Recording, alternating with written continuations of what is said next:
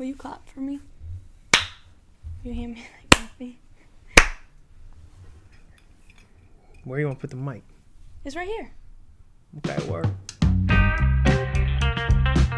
I don't got an intro yet, so we just gonna say, Yeah, no intro. what's up, Wolves fans? We are starting a new podcast because it is a very, very undersaturated environment when it comes to Minnesota sports podcasts, and this is my friend Emma Helene Atkins. That's a friend. That's so rude. That was rude. What you trying to do? But you, all right. This is my guest star for today, Emma Helene Atkins, a.k.a. my girl, my baby. She cool as hell. But today we're going to talk about a couple things with the Wolves, and this is really just a test for what hopefully is a consistent and great podcast that y'all will love. So let's get right into it with topic number one. The Patrick Beverley tweet. We all seen it. Patrick Beverley always screaming. We love it when he's on the court. You love it when he's on your team. Your favorite player when he's your guy, your least favorite player when he's not. And he tweeted, T-Wolves ended basketball in L.A. Laughy Facers, Clippers, Lakers. We lit. Fire, fire. Hashtag Cancun tweet. Hashtag angry we lost. Hashtag petty tweet. At least he's self-aware. Like, it was petty as hell. You know, I don't know. I look at the tweet and I think, like, you look at Patrick Beverley on the L.A. Clippers and how they did him. Yeah. They didn't offer him a contract extension because they believed he was old, washed, on his way out, injury-prone. And Patrick Beverley came to the Wolves and bounced back. He brought a franchise that, I mean, for Hasn't been 14 seen since years, 2004. 16 years has been, to be honest, as a fan, poverty. And I love the Wolves. I was a fan through the poverty. But anyways, I see why he would... the personal reasons for that tweet, but at the same time for the team, it's a bad look because, well, our season just ended a week prior. Yeah. So it's like... And we didn't just end it. We took a series that was competitive, a series that, in retrospect, and even at the time, we were being called the better team overall. Mm-hmm. We took that series and we tanked it. We played 3 quarters, 3 games or 2 games of 3 quarters of excellent basketball, only to tank it in the fourth. And to let John Morant and the Grizzlies back in. And more specifically, Desmond Bane. So to come out and be petty like that, I just think it's a bad look. You don't have any ground to stand on. Just put your nose to the grindstone, get back to work, and show them what's up next season. And I also say the hashtag Cancun tweet. As just like a working middle class vacation, American. you know. Yeah, but when the Cancun, Wolves lost, I literally was like, oh, did they not want to play the next series? Is that why they blew it in the fourth? Because they wanted to go to Cancun? They're tired of working. They wanted their vacation. So to throw that in the fans' face, even though I'm sure that wasn't his intention, is kind of like, great. Well, you just crushed the souls of thousands of Timberwolves fans who have had nothing to live for the last 20 years. I see where you're coming from. I mean, personally, I think that is a bit soft, but hey, it's all love here. We got all the opinions, good, bad, and the same. Cool. But this is the thing about Beverley. You just know he's that type of dude who's going to chirp. And, like, in moments like these, it's a bad look. But at the same time, like, once he's out there on the court and he's chirping at the opposition next season, and we're a lot more experienced and less of a young team, and we're not going to make those same mistakes we did, I mean, we're all going to love Patrick Beverley. I think I agree with you. I think it was a bad look and a little distasteful, but, you know, that's just Patrick Beverley. He's still Pat Bev. Yeah. You're still going to chant MVP at the and game. Wolves fans are still going to love him. So I'd say that's my take on that. As for ending the Lakers season, you know. They didn't really. They went, I think it was 3-1 to the Lakers in the regular season, but the Lakers ended their own season. Yeah, I mean, we all know what happened in L.A. That was absolute catastrophe, but But the Clippers were a great team. The Clippers were a great team, and we sent them down to play the Pelicans in the playing game. And we all know Paul George caught COVID. Yeah, so super unfortunate. Really, I feel for the Clippers fans. Honestly, COVID ended the Clippers season because I believe the Clippers probably would have beat the Pelicans with Paul George out there. Yeah. Shout out to the Pelicans though for taking the Suns 6 games. Definitely the Timberwolves didn't help the Clippers. Yeah, but Ooh. Oh, and this is what's interesting, too, about the Patrick Beverley Another reason to love him. It's like, so he's thrown all this heat on the Lakers, on the Clippers, on LA teams. He's being Pat Bev. And he and Kawhi Leonard are going to go and work out with Jaden McDaniels. Jaden McDaniels kind of came out in the series Memphis versus Minnesota, and he also got the makings of a really good defender. So it's interesting that he's going to train with Kawhi. And it's also funny because that is his that's Pat Bev's old Clippers teammate. Yeah. And they're good friends, I think, but it's just funny that he's chirping the Clippers while also, buddying up to his friends in the NBA. Yeah, it's bigger than basketball for most people, and Kawhi stays out the drama, so that makes sense to me. Yeah. I think Jaden McDaniels working with Kawhi Leonard is incredible because everyone knows what Kawhi is capable of on defense. I mean, he's arguably one of the best defenders in the game when he's healthy, and Jaden McDaniels, like you said, has the build to be one of the best defenders in the NBA. I mean, he's already taken huge leaps. And I just think next season, watch out. Because Jaden McDaniels, I think season 3 is the breakout season. Yeah. And I know Ant's going to be there working with him because Ant is a workaholic. And I think that's a great look. I'll give Patrick Beverley points for that. So he'll just even out. The tweet, distasteful. I also working out with Kawhi. I also think it's interesting. I think there's definitely a bit of a smoke show in the NBA, a bit of a TV aspect to it where it's like he is chirping and being Pat Bev to the public, but it seems like to certain players they're pretty good friends and pretty loyal. Yeah. And so it's like how much of it is actually like hard feelings versus good entertainment. And the media likes to twist things up and create things, but that's a topic for a whole nother video. Yeah. Oh, and send out, and it's good news for Kawhi that he's going and working out because he's been out with a tear in his ACL in his right knee. So good for him to get back in there and get back next season. Hopefully he stays healthy. Shall we move on to topic number 2? Topic number 2. If you're a Timberwolves fan, you know him, you love him. You've suffered with him for the last 10 years. It's about Dave Benz, our play-by-play announcer.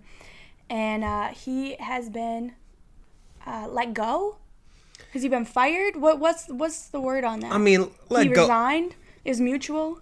We all know what let go means. Let go is the kind way to tell you. Get out. Get out. Yeah. The door's that way. Yeah, and he took it gracefully. Yeah, and Dave Benz is great, and a lot of fans are outraged, and I completely understand that. There's a petition with 13,000 signatures about it, angry that he was let go. But sorry, carry on. It makes sense. I mean, like I said, just to make an analogy real quick, somebody makes the first movie, you love the first movie, you hate the next few. That's just how it goes. But I think with Dave Benz, he was incredible at his job, and he was good for us through all those bad years, but with the new ownership coming in, Mark Lore, Alex Rodriguez, I think they're targeting a younger audience and fan base while still trying to obviously appease to the fans who have been there forever. So I believe they're going to go for somebody who is a little bit more connected to kind of the lingo and the vibes of like the younger generation because, I mean, it makes sense. And Dave Benz is great. He knows all the facts. He does his research. He's just a solid dude. Funny little dad jokes. Yeah, and he's had a 10-year career, great career, and he's going to get work wherever he goes. So personally, I see why they did it. I understand why fans would be outraged, but I say let's hold our breath and see who we bring in, Be ready for a change of scenery because that's what's happening in Minnesota. We're not a losing team no more. We're not a poverty franchise. The culture is changing, and then does that mean that it's Bally Sports North, is administration? Are we going to clean house in the Minnesota Timberwolves organization? You think there's going to be more of this kind of stuff? Like, or is it just public stuff? Is this happening privately but doesn't make the news because they're not a name? Like, how deep do you think this goes? Is it just Dave Benz, or is this a full-on clean-out from the Minnesota Timberwolves? I think it's a full-on clean-out because it's been happening, I mean, for a while. Even just moving on from Saunders as much as, we all wanted Saunders to be that great story. He just wasn't ready to be a head coach. We moved on from him when we had to. Gerson Rosas came in, and you know what happened with that. Allegations with apparently he was messing with somebody on the team or on the staff or something, and they got him out of there. I think they're just really they're making moves fast and trying to get something that works. They're really trying to build that culture and build something new. So do I think there will be more moves like this? Honestly, no. Maybe shifting around some players in our lineup and making some moves there, but I think off the court we won't see as many of these changes right. Yeah. It won't affect us as the fans. Before we move on, I think we need to take a moment for Dave Benz. And And just so y'all know, we're going to put this video on right now. It's beautiful memorial. Memorial to Dave Benz, 10-year historic career. Enjoy that. We'll see y'all after.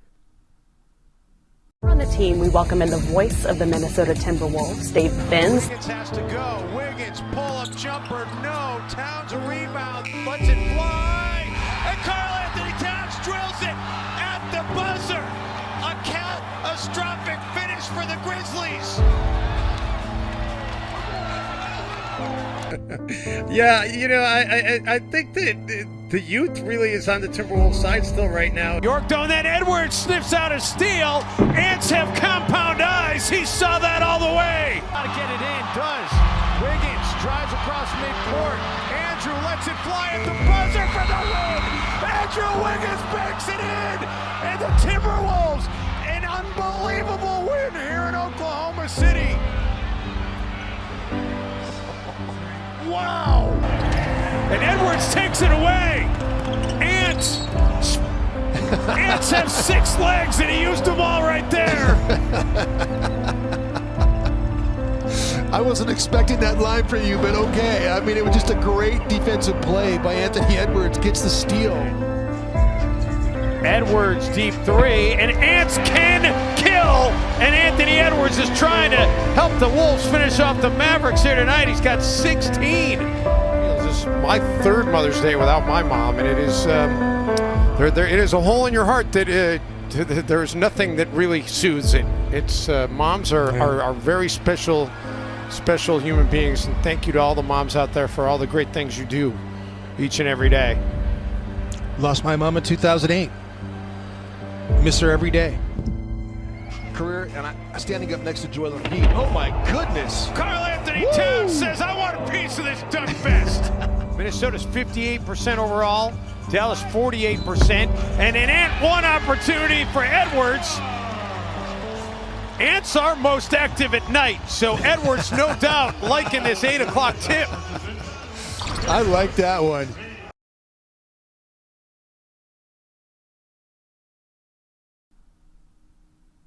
Rest in peace, Dave Benz. Oh, it's terrible. All right. Okay, so Point number 3. this is going to fly over a lot of people's heads. They're probably not going to care about it too much, but I find this interesting. Mm-hmm. There's a bid that Minnesota has put in via Mark Lore, the Timberwolves' new owner and ex-CEO of Walmart. So he's, nationally, internationally, the guy. And he put in this bid through Minnesota for a specialized expo last held in Argentina, I think like 7 years ago, I don't remember, but like quite a long time ago, 2014, I want to say. Yeah. And this is basically like the World Fair, I think. This is like how we got the Eiffel Tower back in like the 1900s, 1800s, whenever we got the Eiffel Tower. Yeah. Like this is a big deal, and he wants it to come to Minnesota right outside the Mall of America and bring basically like the best of science, the best of art to Minnesota for this expo. The reason I think this is a big deal for the Timberwolves is, one, this expo hasn't been in America for, 40 years, since 84 in New Orleans. And so to have it come now, I think is a big deal not only for jobs. 13 million people came to New Orleans. 33,000 jobs were created. But also, their Timberwolves are going to be the logo. They're going to be talked about. Mark Lore is their guy to get them on an international stage.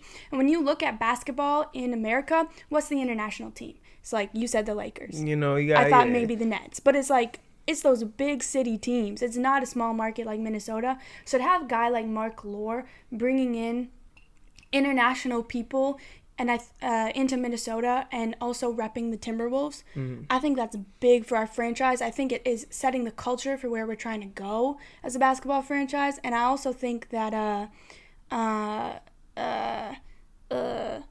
forgot what I thought.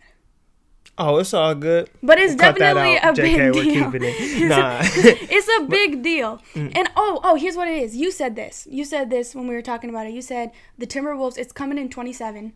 The Timberwolves are going to be really good in 27. Yeah, I mean, we're on an upward trajectory I think despite we're any drama or tragedy like this franchise is used to. I like to look at the positive, and I think that we are going to be on an upward trajectory for the next decade at least. And I just think around like from 2024 to like 2028, that's going to be when our team is peaking at the absolute best, and what happens after that, it's too far in the future to tell. But to have international eyes on Minnesota while the Timberwolves are hopefully peaking, I think that's a big deal for our franchise history. Exactly. I think that's potentially a turning point for Minnesota. Like, that's one of the things, like, when the Lakers left Minnesota, that was a big deal and took their championships.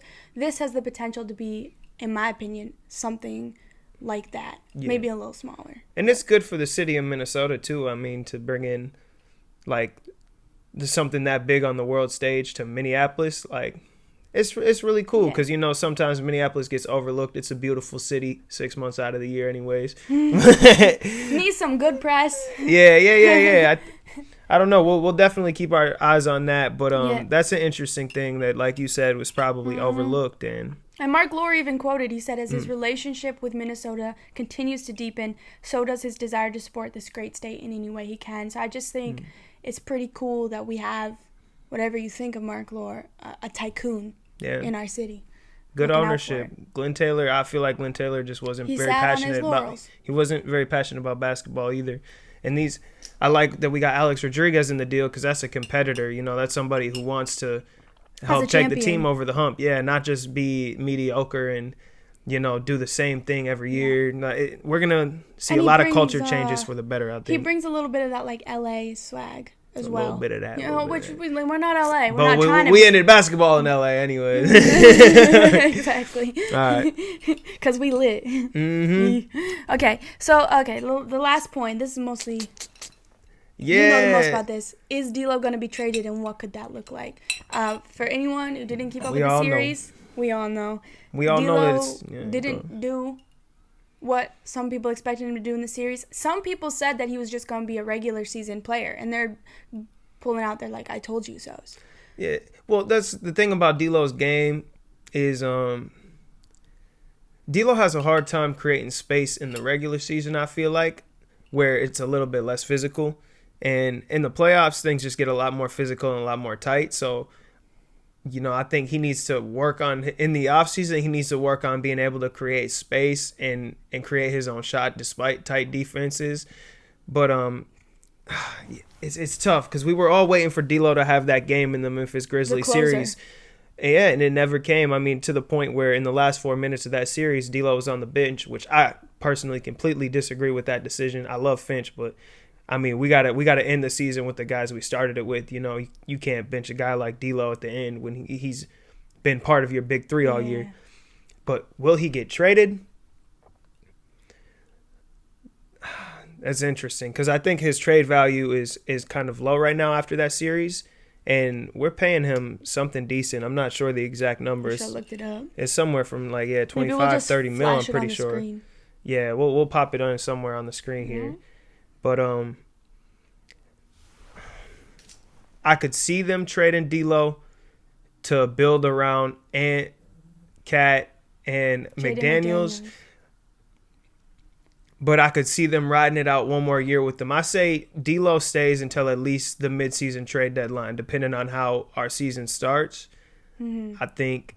I think he's got room to improve. I think he could be a great player, and trading him could be a scary thing that could establish in the back, especially if we trade him to a rival. As for if we did trade him, what I would like to get in return is probably a lockdown big. So then Cat kind of can more freely play like a 4 and stay on the arc a little bit more. We also have a little more support if he ever gets into foul trouble, which isn't going to go away. It's going to slowly get better, but I don't think it's going to go away. Yeah, because Naz Reid is a great player. He makes great plays. He's got a lot of upside, but he just he picks up a lot of fouls. He doesn't have the best defense. I think more of his strengths are on the offensive end with his shot and his footwork. So I think if we do trade D'Lo, we need to bring in a lockdown big. Bless you. Damn, she was looking at you the whole time, y'all. Episode 1, I'm already about to get kicked off my own podcast. That's what you think, lockdown big. Mm-hmm. But yeah. What do you think of? Do you think there's more to like? Do you think he calms players down on the field? People always say ice in the vein. D'Lo is a playmaker. Do you feel like that's true, and that maybe we're undervaluing his worth to the team because he's not taking the shots?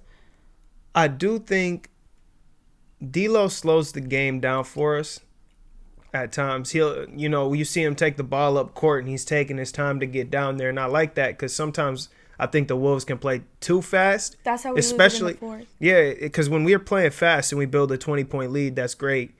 But then we start playing fast and things start going, they're not going our way, but we're still just chucking up threes or just driving into like a double team trying to get a call. And next thing you know, that 20-point lead is a 5-point lead, 3-point lead. They're right on our ass at the end of the quarter. So I do like D'Lo for pace, for keeping the pace right. And in my opinion, and what I would like to have, I would like to keep D'Lo around into the next season and at least until the trade deadline, like I said. Yeah. Anyways, those are all 4 points we got today. I mean, this is the first podcast out of many, and, I'm going to bring my boy Alex on. We're going to do Timberwolves sports. We're going to definitely keep up with the Vikings coming up to the season starting. As for the Twins and the Wild, I'm not too sure of. I don't have the most knowledge in those places. My friend Alex, who will be on the next episode, he does, and we'll see. But it's going to be fun. We'll have some coffee. Every once in a while, we'll have some drinks going. And, if you're watching, please have a drink too with us. And I hope y'all enjoy. Yeah, I'm looking forward to making more of these. You got anything to say?